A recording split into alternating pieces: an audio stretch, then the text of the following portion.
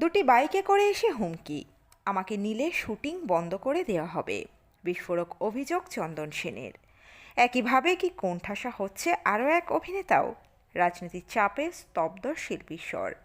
এর মাসুল ভবিষ্যতে দেবে গোটা বাংলা থিয়েটার ও সিনেমা, কি জানালেন বর্ষিয়ান অভিনেতা চন্দন সেন। বিস্তারিত থাকছে এই প্রতিবেদনে। বন্ধুরা, চ্যানেলে নতুন হলে চ্যানেলটি সাবস্ক্রাইব করে রাখতে পারেন ও ভিডিওটি শেয়ার করতে পারেন।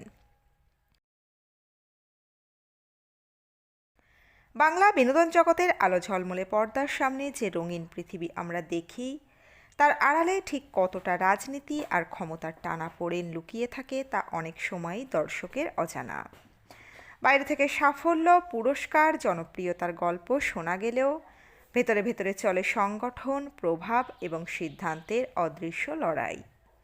এই ইন্ডাস্ট্রিতে কাজ পাওয়া বা হারানোর পিছনে শুধুই প্রতিভা নয়, অনেক সময় মতাদর্শও বড় ফ্যাক্টর হয়ে ওঠে।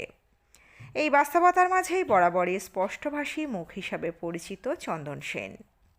তিনি শুধু অভিনেতা নন, নাট্যকার ও মঞ্চ নির্দেশক হিসাবেও দীর্ঘদিন কাজ করছেন। গুরু হিসাবে পেয়েছেন উৎপল দত্ত ও রমাপ্রসাদ বণিকের সান্নিধ্য। ফলে শিল্পচর্চার সঙ্গে সমাজচেতনা ও রাজনৈতিক অবস্থান, এই তিনের ভারসাম্য তার বক্তব্যে বারবার উঠে আসে। নিজের কাজের পাশাপাশি ইন্ডাস্ট্রির অস্বস্তিকর দিক নিয়েও তিনি খোলাখুলি কথা বলতে পিছপা হন না কোনো দিনই। সাম্প্রতিক এক সাক্ষাৎকারে চন্দন সেন একটি কঠিন সময়ের কথা তুলে ধরেছেন। তার দাবি, রাজনৈতিক পরিবর্তনের পর সেই সময় ইন্ডাস্ট্রিতে এক ধরনের আনঅফিসিয়াল ব্যান চালু ছিল।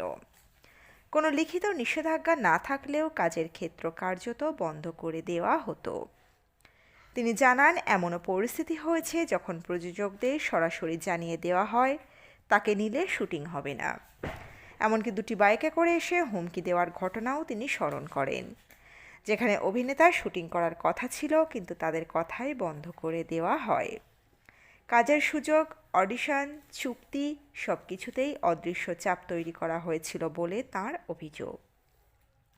এই প্রসঙ্গেই তিনি বর্তমান পরিস্থিতির সঙ্গে তুলনা টানেন অভিনেতা অনির্বাণ ভট্টাচার্যের নাম করে। চন্দন সেনের কথায়, গত কয়েক মাস ধরে অনির্বাণের হাতে বড় কাজ না থাকায় ইন্ডাস্ট্রিতে নানা জল্পনা তৈরি হয়েছে। 2024 সালে ফেডারেশন ও পরিচালকদের মধ্যে যে বিরোধ আদালত পর্যন্ত গড়ায়, তারপর থেকেই অনেকেই বলছেন অনির্বাণকে নাকি কাজ দেওয়া হচ্ছে না। তার অভিযোগ, অনির্বাণ কোনো নির্দিষ্ট পক্ষের হয়ে দাঁড়াননি, নিজের মতামতেই অনড় ছিলেন, আর সেই কারণেই নাকি তাকে অলিখিতভাবে দূরে রাখা হচ্ছে। চন্দন সেনের মতে, একসময় অনেকেই মিলিতভাবে সিদ্ধান্ত নিয়েছিলেন, কিন্তু এখন সবাই সরে গিয়ে সমস্ত চাপটা যেন অনির্বাণের উপরেই এসে পড়েছে। তিনি আরও বলেন যে মানুষ নিজের অবস্থানকে ভুল মনে করেন না, তার কাছে ক্ষমা চাওয়ার দাবি তোলা আসলে অপ্রয়োজনীয়। চন্দন সেনের বক্তব্যে একটা বড় সতর্কবার্তাও রয়েছে। তার মতে, শিল্পের মান যদি শক্ত হয় তবে কোনো রাজনৈতিক চাপ বা সংগঠনগত হস্তক্ষেপ চিরকাল তাকে আটকে রাখতে পারে না।